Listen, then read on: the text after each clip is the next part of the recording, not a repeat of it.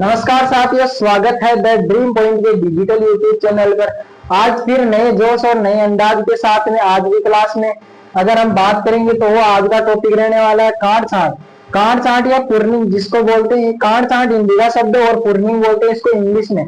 अब इसके बारे में अपन बात जानकारी प्राप्त करेंगे।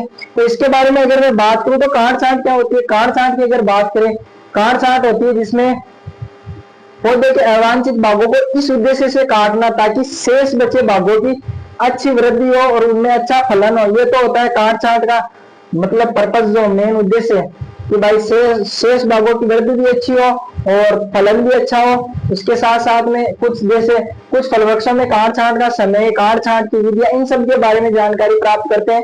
तो चलो शुरू करते हैं। आज का टॉपिक रहने वाला है काट छांट, जिसको इंग्लिश में बोलते हैं पुर्निंग। क्या बोलते हैं? पुर्निंग। काट छांट की मैं बात करूं, काट छांट तो देखो फल वृक्षों में के अवांछित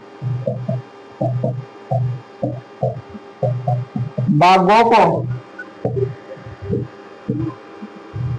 इस उद्देश्य से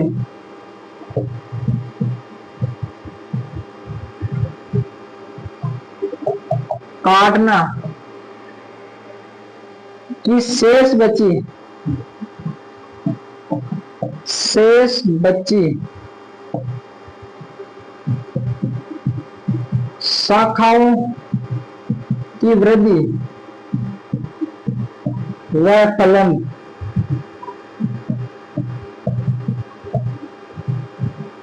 अच्छा हो।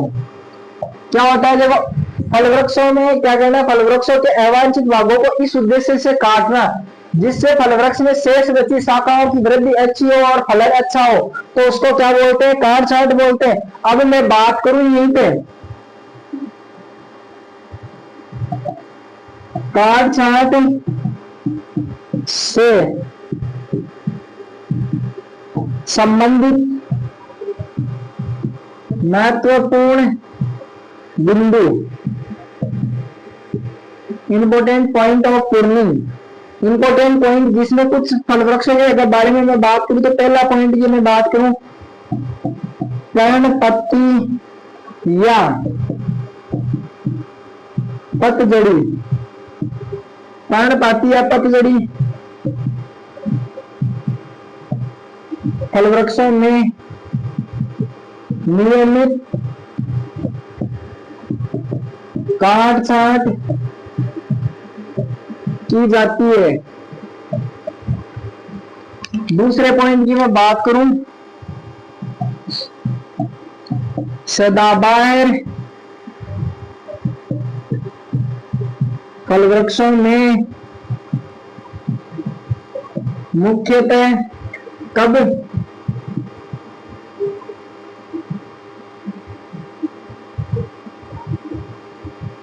अप्रैल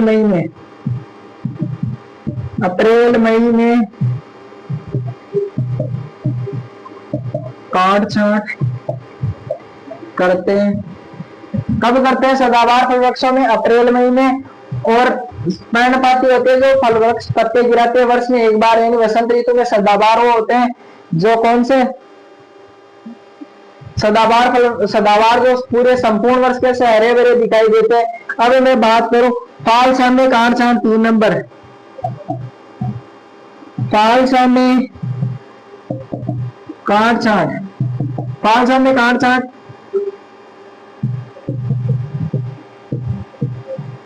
दिसंबर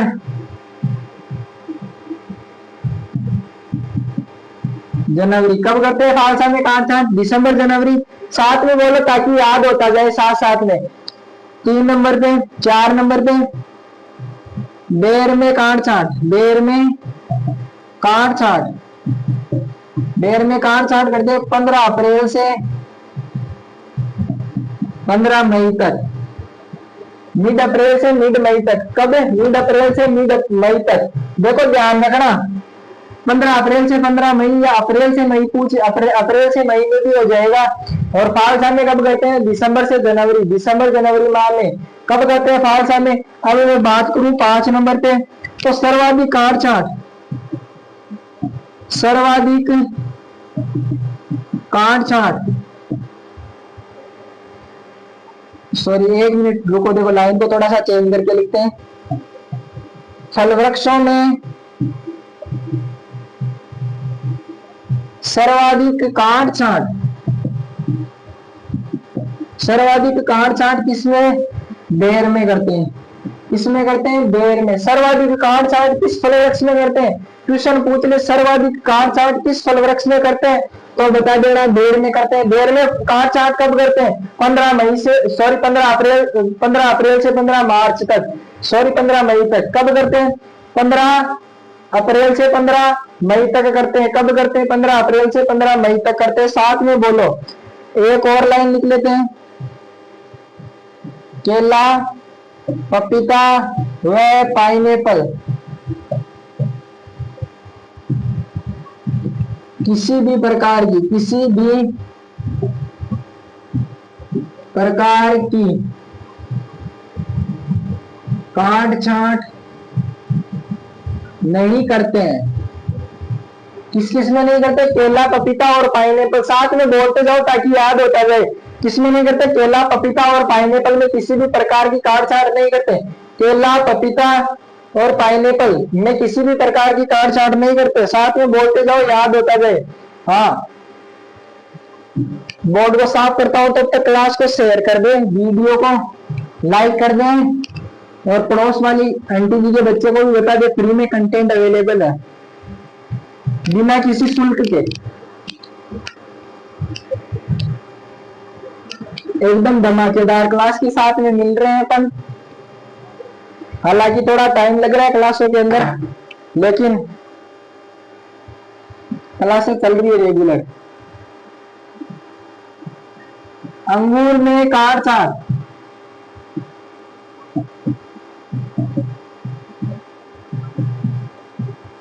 अंगूर में काट छांट की बात करूं तो दक्षिणी भारत, दक्षिणी भारत में कब करते हैं? मार्च में। लिखते चलना साथ में, नोट्स तो लिख लेना। दक्षिणी भारत में काट छांट कब करते हैं अंगूर में, तो बता देना मार्च में। अब मैं बात करूं ग्रीष्म ऋतु में, ग्रीष्म ऋतु में, ग्रीष्म ऋतु की अगर मैं बात करूं तो ग्रीष्म ऋतु में क्या करते हैं? ग्रीष्म ऋतु में 2 बार करते हैं। एक तो करते हैं अप्रैल में, एक करते हैं मई जून में। अप्रैल में करते हैं आंध्र प्रदेश में,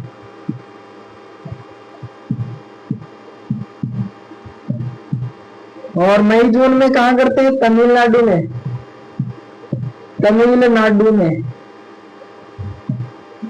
इसको क्या क्या बोलते हैं? बेक फाउंडेशन पूर्णिम, बेक फाउंडेशन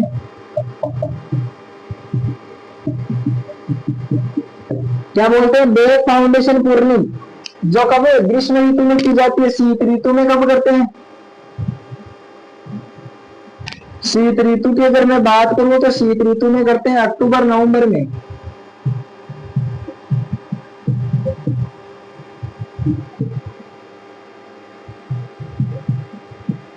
कब करते हैं? शीत ऋतु में। अब देखो अंगूर में ये काट छांट कब करते हैं? दक्षिणी भारत की बात करें तो मार्च में करते हैं, और ग्रीष्म ऋतु में अप्रैल में कहा? आंध्र प्रदेश में करते हैं, और मई जून में तमिलनाडु में करते हैं। ग्रीष्म ऋतु में क्या करते हैं? सॉरी शीत ऋतु में कब करते हैं? अक्टूबर नवंबर में करते हैं। इसको क्या बोलते हैं? किसको?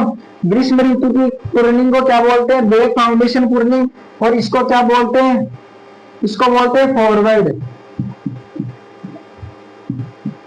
फॉरवर्ड पूर्णिम। क्या बोलते हैं? फॉरवर्ड पूर्णिम। अब मैं बात करूं गुलाब में, तो गुलाब में कब करते हैं? गुलाब की अगर बात करें, गुलाब में काट छांट करते हैं अक्टूबर नवंबर में। कब करते हैं? अक्टूबर नवंबर। बोलते जाओ साथ में ताकि याद होता जाए। यहां लिख लेते हैं गुलाब, गुलाब में काट छांट कब करते हैं? अक्टूबर नवंबर।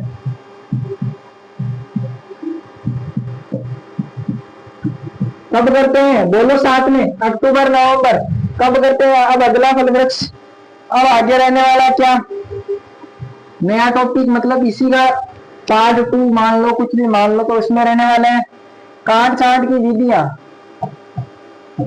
काट छांट की विधियां, काट छांट की विधियों की अगर मैं बात करूं तो काट छांट की विधियों में दो प्रकार की होती है। काट छांट कैसे, एक तो जड़ों की काट छांट और एक होती है पर्रों की काट छांट। तो पहले बात करूं जड़ों की काट छांट।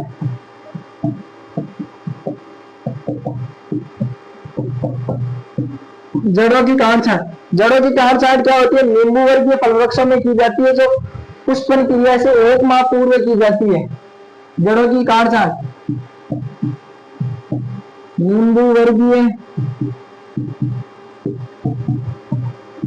फलों में पुष्पन से 1 माह पूर्व करते हैं। कब करते हैं, नींबू वर्गीय फल वृक्षों में पुष्पन क्रिया से, पुष्पन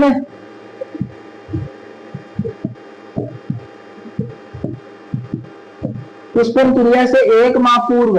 कब करते हैं, पुष्पन क्रिया से 1 माह पूर्व क्या करते हैं, नींबू वर्गीय फल वृक्षों में जड़ों की काट छांट करते हैं। अभी मैं बात करूंगा यहीं पे 2 नंबर पर्रों है की काट छांट, पर्रों है की काट छांट, पर्रों की काट छांट ये कितने प्रकार की होती है, ये होती है 2 प्रकार की। कितने प्रकार की होती है, 2 प्रकार की। पहले की बात करूं हेडिंग बैक, इस विधि में शाखाओं के अग्र भाग को काटा जाता है, अर्थात तल की काट छांट की जाती है। हेडिंग बैक क्या है, हेडिंग बैक, इसकी मैं बात करूं इस विधि में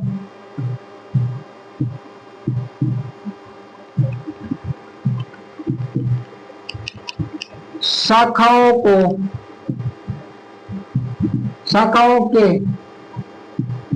अग्रभाग को काटा जाता है। क्या करते हैं, शाखाओं के अग्रभाग को काटा जाता है, अर्थात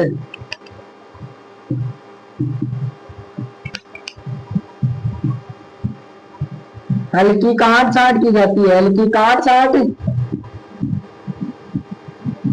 की जाती है, मामूली सी, धीरे धीरे, मतलब थोड़ी थोड़ी आगे से काटी जाती है, थोड़ी थोड़ी आगे से काट कर काट छांट की जाती है, किसमें, हेडिंग बैक में। अब मैं बात करूं इसका उद्देश्य क्या होता है,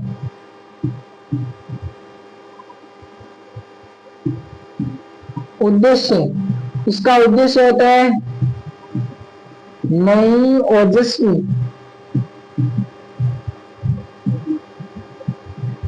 वृद्धि प्राप्त करना, नई ओजस्वी वृद्धि प्राप्त करना उद्देश्य है इसका। किसका, हेडिंग बैग का उद्देश्य क्या है, नई ओजस्वी वृद्धि प्राप्त करना। और हेडिंग बैग में करते क्या है, पौधे के अग्र भागों को, इस विधि में शाखाओं के अग्र भागों को काटा जाता है, अर्थात हल्की काट छांट की जाती है। अब मैं बात करूं इसी में थिनिंग आउट, पर्रों की काट छांट का दूसरा प्रकार रहने वाला है थिनिंग आउट।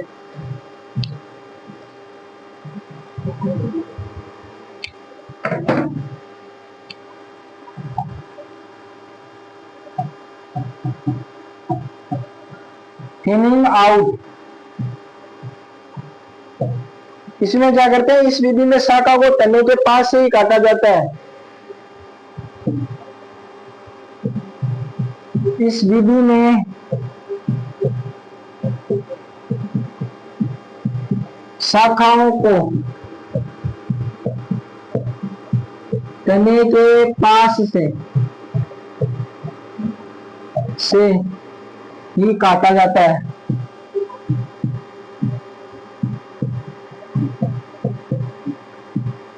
उद्देश्य क्या है इसका, पर्पस क्या है, तो इसका पर्पस होता है रोगग्रस्त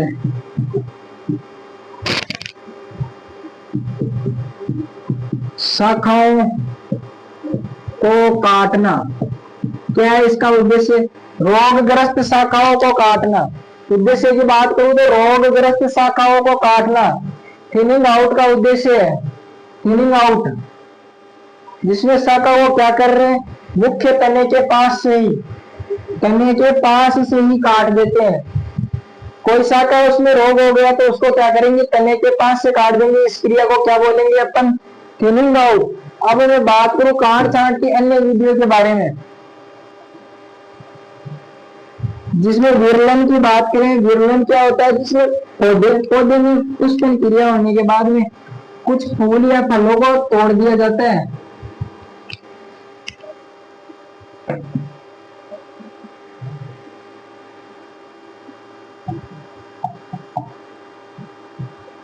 काट छांट की अन्य विधियां,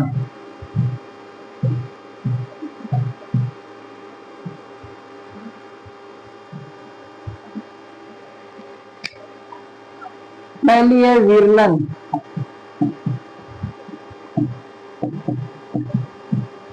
फल वृक्षों में कुछ फल व फूलों को कम करना ताकि शेष बच्चे फलों की वृद्धि अच्छी हो सके, अच्छी हो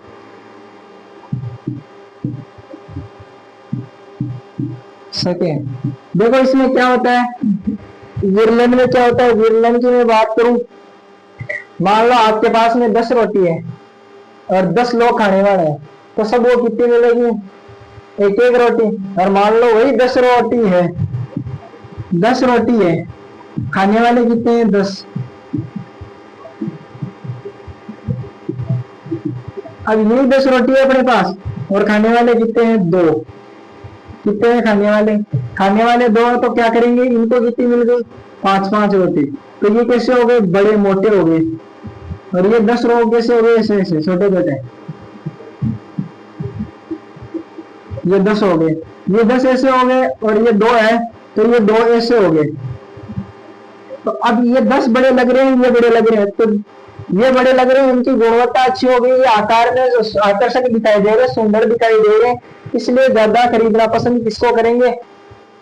जो वो 2 थे उनको पसंद करेंगे। तो विरलन क्रिया किसी के लिए? फलों में जैसे ज्यादा पुष्पन क्रिया हो गई तो फलों की गुणवत्ता में जैसे छोटे छोटे फल लग रहे या फलन हो ही नहीं रहा, तो उसको कम कर दिया, तो क्या करेंगे, शेष जो पीछे बचे हुए फल वृक्ष है उनका अच्छा उत्पादन हो सके।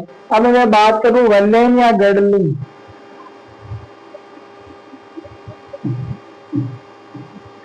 वल्लेन या गर्डलिंग,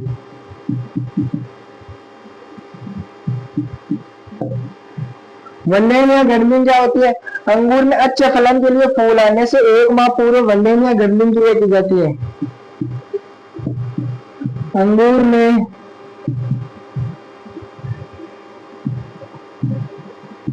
अच्छे फलन के लिए पुष्पन क्रिया से 1 माह पूर्व यह क्रिया की जाती है।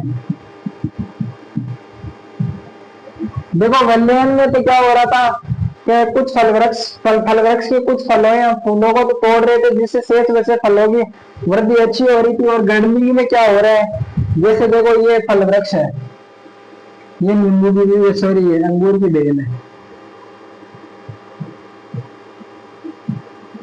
ये अंगूर का गुच्छा है। क्या है? अंगूर का गुच्छा। अब पुष्पन आने के बाद में यहाँ से पुष्पन होने के 1 माह पूर्व यहाँ से क्या करेंगे, छाल को उतार देंगे। तो जो यहाँ पे फल भोजन बन रहा है वो आगे नहीं आएगा, फलोयम के द्वारा भोजन का आगे विसरण नहीं होगा। विसरण नहीं होगा तो क्या होगा, वो भोजन नहीं काम में आ जाएगा। और फलन कैसा होगा, अच्छा होगा। अंगूर बड़े आकार के बढ़ेंगे, अच्छे दिखाई देंगे। तो प्रारंभिक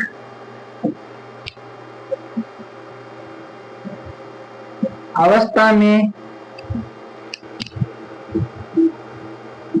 अच्छा आकार देने के लिए, आकार देने के लिए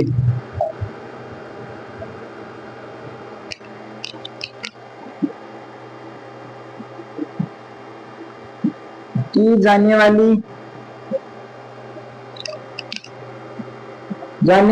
काट छांट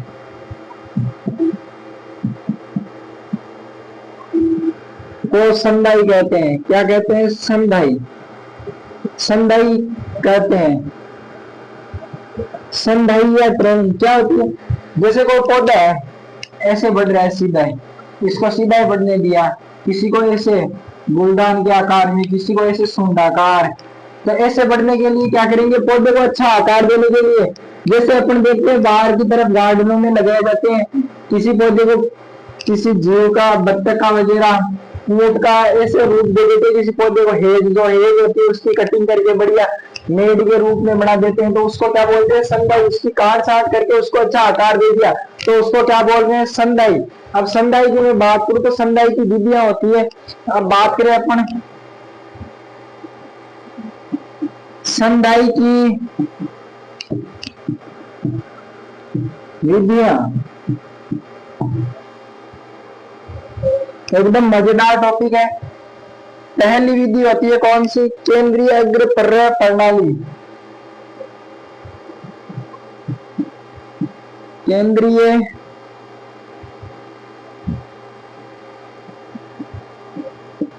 अग्रपर्य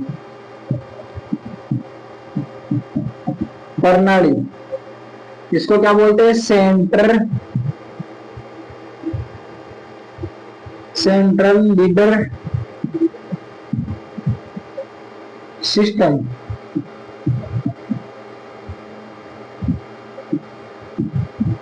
सेंट्रल लीडर सिस्टम क्या बोलते हैं, सेंट्रल लीडर सिस्टम। केंद्रीय अग्रपर्य प्रणाली, सेंट्रल लीडर सिस्टम क्या बोलते हैं, सेंट्रल लीडर सिस्टम। इसमें क्या होता है, पौधे को क्या किया जाता है, पौधे के शीर्ष भाग को बढ़ने दिया जाता है, पौधे के शीर्ष भाग को बढ़ने दिया जाता है।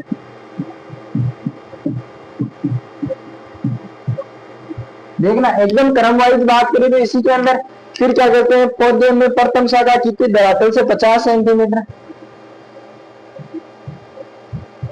पौधे में प्रथम शाखा धरातल से 50 सेमी, या सीएम लिख सकते हैं अपन, सेंटीमीटर की ऊंचाई पर रखते हैं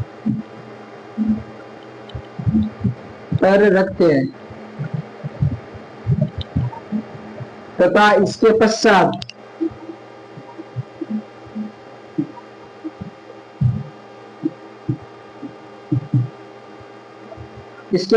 क्या करते हैं अपन, 20 से 25 सेंटीमीटर की दूरी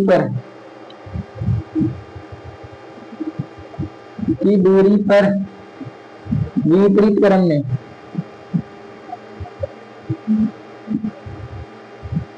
क्रम में शाखाओं को रखते हैं, क्या करते हैं, कैसे, देखो ये पौधा है मान लो, हाँ बताऊं, यही बता देता हूँ।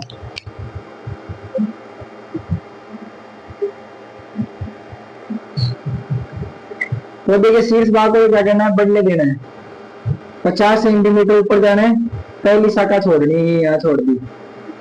फिर क्या करना है, 20 से 25 सेंटीमीटर की दूरी पर विपरीत क्रम में इस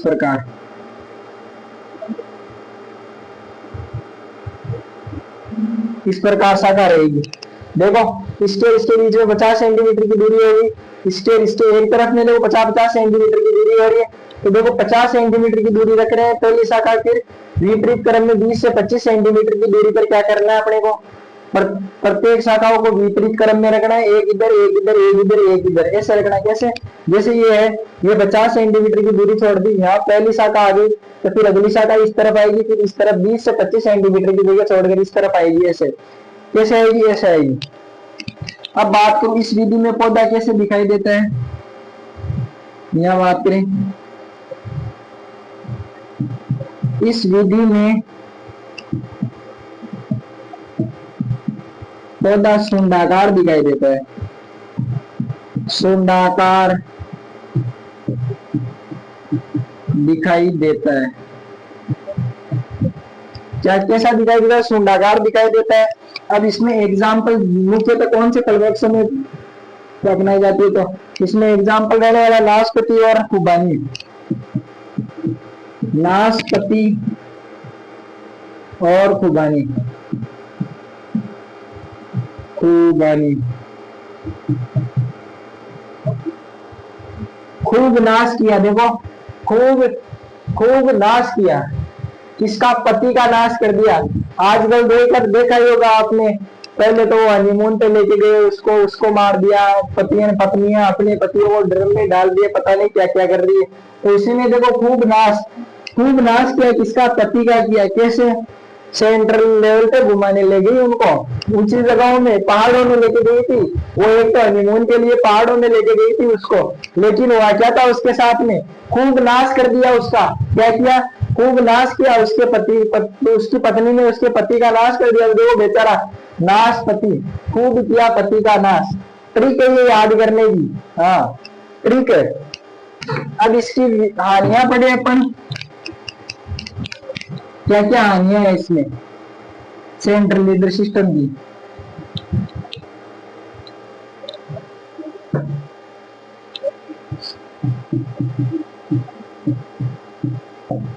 हानियां, पहली हानि है पौधे अधिक ऊंचाई के होने के कारण, अधिक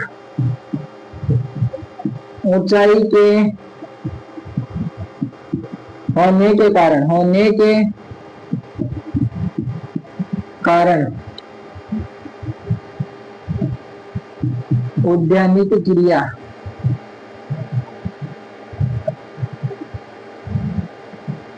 करने में समस्या।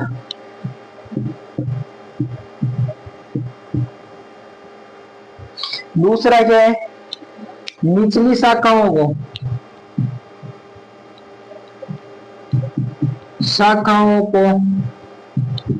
पूर्ण प्रकाश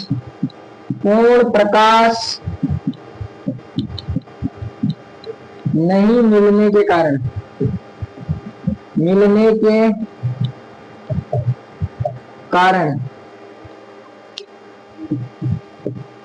फलन निम्न कोटि का होता है, निम्न कोटि का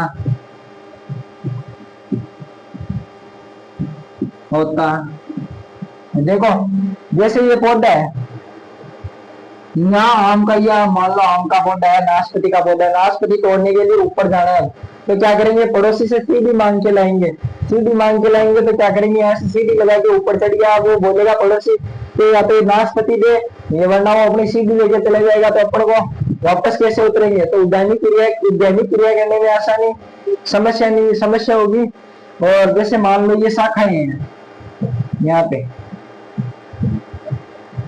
तो इन शाखाओं पे इनकी छांव आ रही है ऊपर वाली शाखाओं की, तो यहाँ पे धूप नहीं मिलेगी, तो यहाँ के फल कैसे होंगे, छोटे, महीन और निम्न गुणवत्ता के होंगे। तो फलों की किस्म कैसी होगी, निम्न किस्म के फल प्राप्त होंगे। अब बात करें इसी में अगली विधि, ओपन खुला केंद्र प्रणाली, open centre system.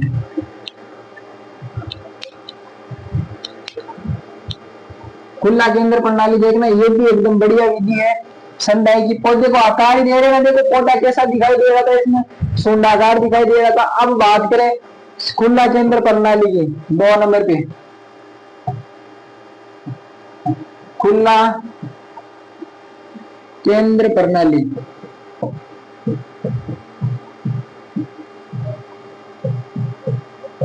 Open centre system, open centre system. इसमें मैं बात करूं तो इसमें क्या करते हैं, पौधे को पहले तो बढ़ने दिया जाता है, फिर काट देते हैं उसको। इस विधि में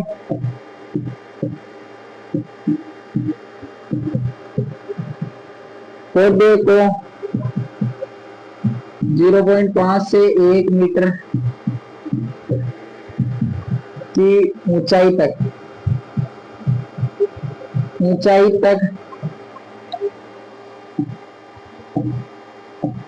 बढ़ने दिया जाता है।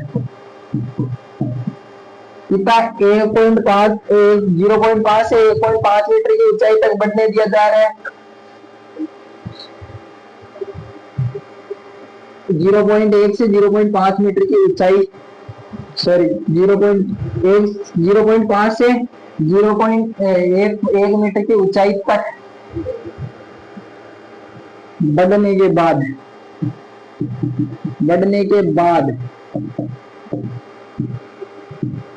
मुख्य तने को काट देते हैं, मुख्य तने को काट रहे हैं। फिर क्या कर रहे हैं, इसमें काटे हुए भाग से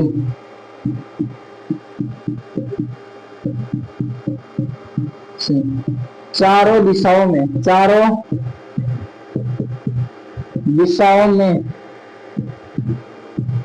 4 स्वस्थ शाखाओं का चयन करते हैं।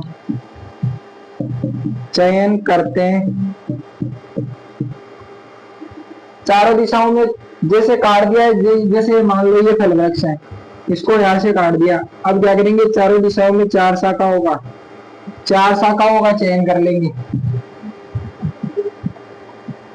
ये चारों दिशाओं में 4 शाखा हो गई, तो इनका चयन कर लेंगे। अब क्या करेंगे, इसके साथ में अगले वर्ष इन शाखाओं को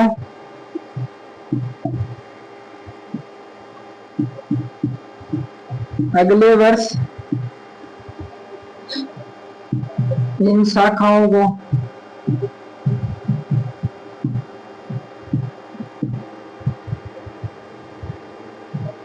15 से 20 सेंटीमीटर की दूरी से काटते हैं। 15 से 20 सेंटीमीटर की दूरी से काटते हैं। यह प्रक्रिया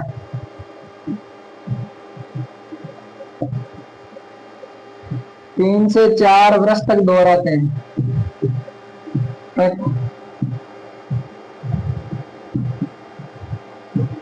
कितने वर्ष तक? 3 से 4 वर्ष तक दोहराएंगे तो कैसे हो जाएगा। अब देखो इसके 4 शाखा, फिर ऐसे ऐसे ऐसे करके बहुत सारी शाखा हो जाएगी इसमें। तो ये पौधा कैसे हो गया, देखो गुलदान के आकार का हो गया। गुलदान जैसे जैसे पकड़ के देते हैं ना किसी को, वो गुलदस्ता बोलते हैं। तो पौधे का आकार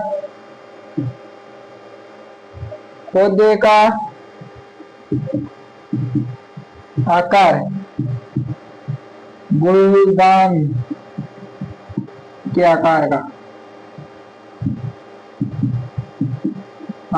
का कैसा दिखाई देता है, गुलदान के आकार का। ऐसे पकड़िए किसी को दे दो, गुलदस्ता, फूलों का गुलदस्ता देते हैं ना, उसी प्रकार की। अब बात करूं इसी में लाभ, इस विधि के लाभ की बात करूं तो पौधा कैसा होता है, छोटा होता है, तो उद्यानिक क्रियाएं करने में आसानी होती है। संपूर्ण केंद्र खुला होने के कारण संपूर्ण शाखाओं को प्रकाश मिलता है, जिससे फलन अच्छा होता है।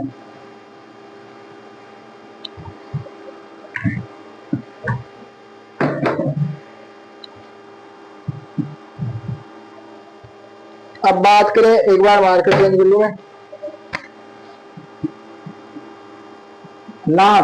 लाभ की बात करूं तो पौधे की ऊंचाई कम होने के कारण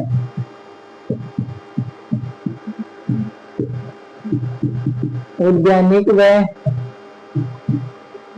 कृषण उद्यानिक क्रियाएं कृषण क्रियाएं तो ऐसे भी की जा सकती करने में आसानी होती है। पौधा छोटे आकार का होगा तो उद्यानिक क्रियाएं करने में भी आसानी होगी। और इसी में बात करूं आगे, पौधे का केंद्र खुला होने के कारण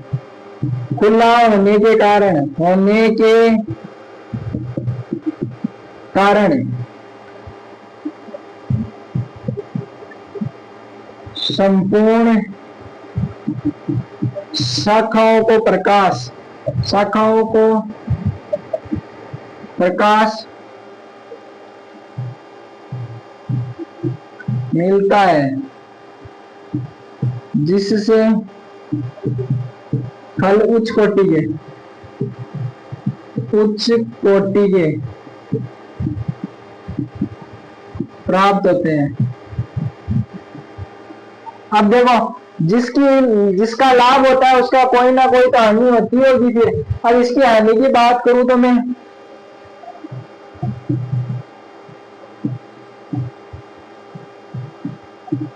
अत्यधिक काट छांट के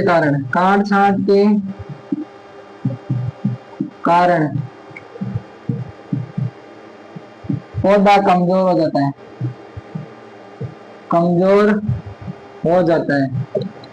काट छांट अधिक करेंगे तो कैसा हो जाएगा, पौधा कमजोर हो जाएगा। देखो लाभ क्या है, पौधे की ऊंचाई कम होने के कारण कैसा पौधा उद्यानिक क्रिया करने में आसानी होगी। केंद्र खुला होने के कारण पौधे की संपूर्ण शाखाओं को प्रकाश मिलता है, जिससे फलन उच्च कोटि का प्राप्त होता है। और हानि की बात करें तो इसमें अत्यधिक काट छांट कर रहे हैं अपन। देखो पहले तो क्या किया, आधा से 1 मीटर की ऊंचाई तक बढ़ने दिया, फिर 1 साल बाद में 15 से 20 सेंटीमीटर की ऊंचाई से काट दिया। फिर ये प्रक्रिया 3 से 4 साल तक दोहरा रहे, तो पौधा क्या हो गया, धीरे धीरे इसमें काट छांट लगभग कितने 4-5 साल 5-6 साल कर दी तो कितना पौधा कमजोर हो जाएगा।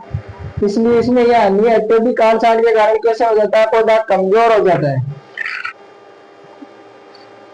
अब अगला सिस्टम रहने वाला है, अगली प्रणाली की बात करूं तो रूपांतरित अग्र पर्व प्रणाली। कौन सी है, रूपांतरित अग्र पर्व प्रणाली।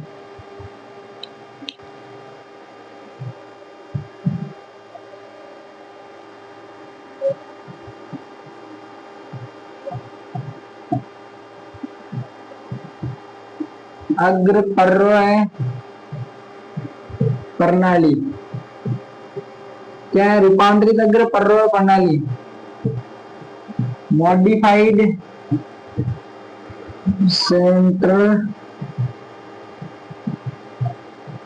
Leader system. 3 नंबर, इसमें क्या करते हैं पौधे के साथ में, इस विधि में पौधे को शुरुआती 3 से 4 वर्ष तक केंद्रीय अग्र पर्व प्रणाली से साधते हैं। इसके पश्चात क्या करते हैं, खुला केंद्र प्रणाली से साधते हैं। इसमें पौधे को शुरुआती 3 से 4 वर्ष तक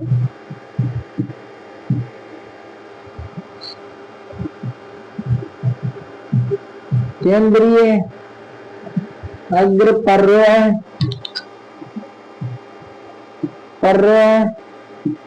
प्रणाली से साधते हैं।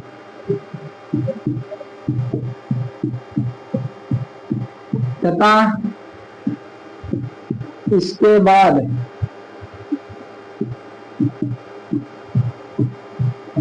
खुला केंद्र प्रणाली से साधते हैं। सांधते मतलब काट छाट करते हैं। सांधते का मतलब क्या होता है, काट छाट करते हैं। क्या करते हैं, देखो इसका नाम रूपांतरित अग्र पर्व प्रणाली, मतलब अग्र पर्व प्रणाली के अंदर थोड़ा बहुत चेंज किया गया है, जिसमें क्या किया कि 3 से 4 वर्ष तक तो अग्र पर्व प्रणाली से सांध रहे हैं, फिर क्या कर रहे हैं, खुला केंद्र प्रणाली से सांध रहे हैं। दोनों का मिक्स रूप जैसे देखते हैं अपन बाइक को मॉडिफाई करवाते हैं, तो उसमें टायर का मॉडिफाई वगैरह वगैरह सब, मतलब कुछ पार्ट किसी अगर बाइक पे लगाते हैं तो वो क्या कैसे मॉडिफाई होगी, कुछ पार्ट अलग से लगा रहे हैं, जैसे हॉर्न हो गया, एलॉय व्हील हो गया, ये सब मॉडिफाई करवाते हैं तो वो सब होता है। अब इस पौधे का आकार कैसा होता है, पौधे का आकार, पौधे का आकार होता है सूंडाकार भी होता है और गुलदान के आकार का भी होता है।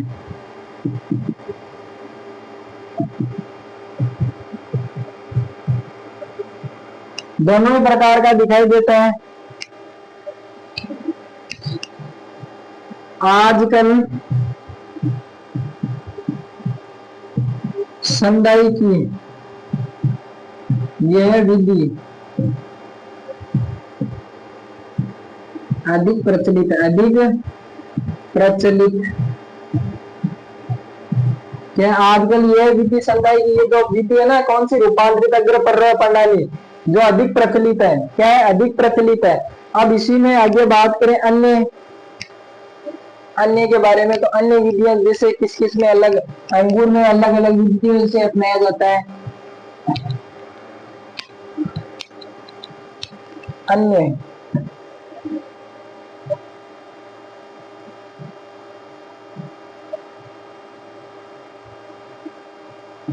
अंगूर, अंगूर में क्या होता है, सीड्स विधि होती है।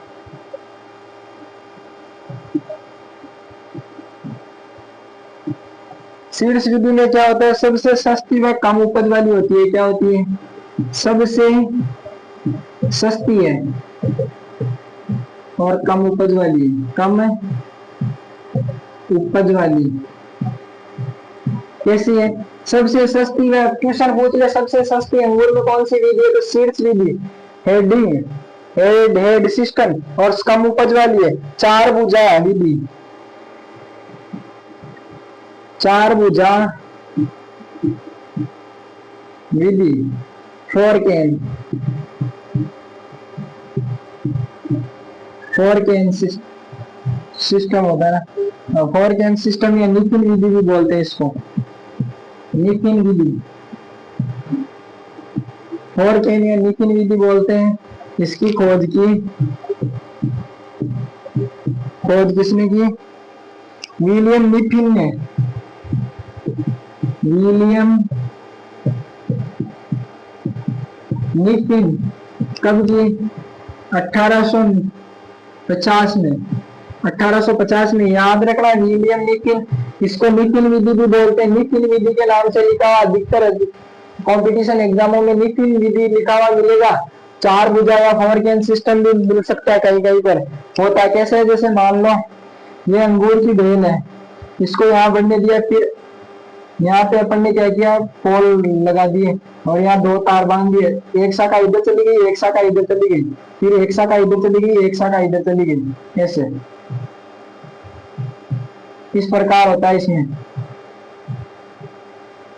थोड़ी थोड़ी ऊंचाई तक बढ़ने दिया जाता है, फिर खंबे लगाकर उस पे तार बांध दिए जाते हैं, दो तारों पे पूरा मतलब फैला दिया जाता है उसको। अब बात करूं इसी में टेलीफोन विधि, टेलीफोन विधि या ओवरहेड ट्रेलिस सिस्टम, टेलीफोन विधि, इसको क्या बोलते हैं, overhead trellis, over head trellis system. इसमें क्या करते हैं, देखो अन्य नाम की इसकी मैं बात करूं, अन्य नाम 6 कैन सिस्टम, 6 कैन सिस्टम क्या बोलते हैं इसको, 6 कैन सिस्टम बोलते हैं। और जैसे देखो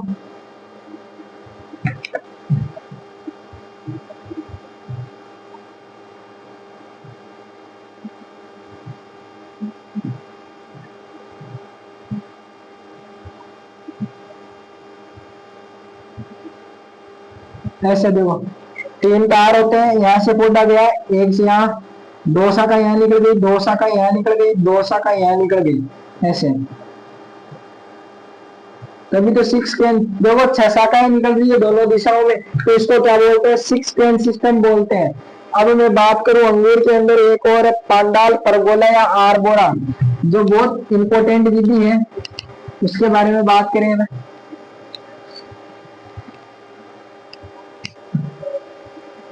4 नंबर पे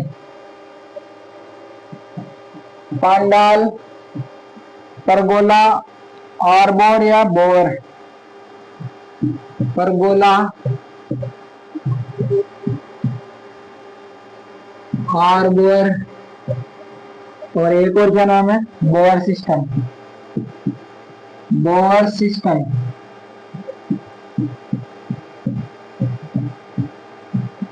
बोर सिस्टम होता है पांडाल, परगोला या बोर सिस्टम। इसको क्या होता है? सबसे सर्वाधिक प्रचलित विधि है, सर्वाधिक प्रचलित विधि है। क्या है? सर्वाधिक प्रचलित विधि है और अधिक उपज वाली किस्मों के लिए उपयुक्त है। अधिक उपज वाली किस्मों के लिए उपयुक्त है।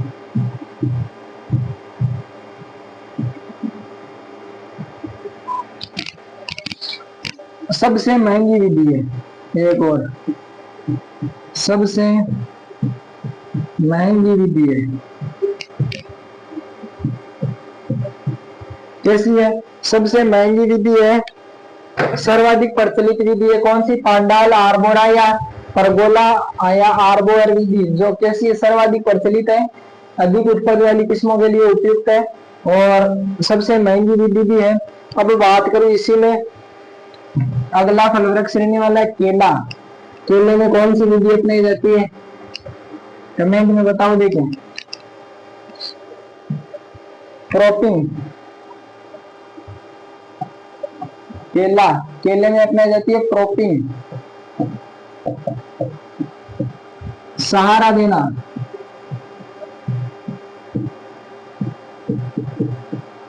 मान लो केले का फल वृक्ष है जो झुक रहा है, ज्यादा झुक रहा है, तो उसको क्या करेंगे? सहारा देना। क्या कहलाएगा? क्रॉपिंग कहलाएगा।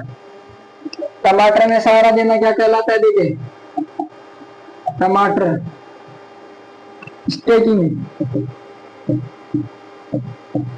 स्टेकिंग में क्या बोलते हैं? सहारा देना। टमाटर में भी सहारा देना किसको बोलते हैं? स्टेकिंग को बोलते हैं। और एक और होता है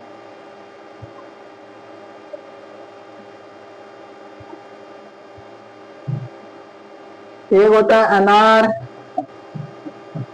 सीताफल और अंजीर। ये 3 फल वृक्ष है, इनमें एक विधि अपनाई जाती है,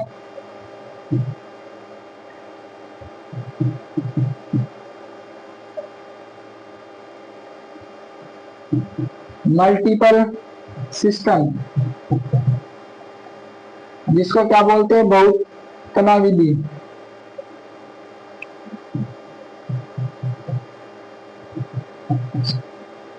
मल्टी स्टेम विधि सिस्टम, बहुतना विधि, जिसको क्या बोलते हैं? बहुतना विधि। ये लगभग सभी फल वृक्षों में अप्लाई जाती है। कौन सी? मल्टी स्टेम सिस्टम, जो अनार, सीताफल और अंजीर में अपनाई जाती है। देखो अपन ने क्या क्या पढ़ लिया। पहले तो अपन ने पढ़ा था क्या?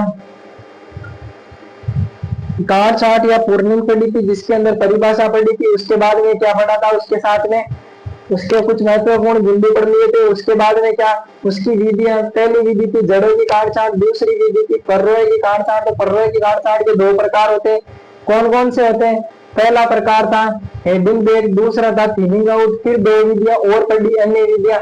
पहली थी वल्लेंग, दूसरी थी गर्डलिंग। अब यह हो गई कंप्लीट। फिर इसके बाद में अपन ने चालू की क्या? संदाई। संदाई की अगर मैं बात करूं तो इसमें परिभाषा पढ़ ली। संदाई की पहली विधि थी कौन सी? खुला के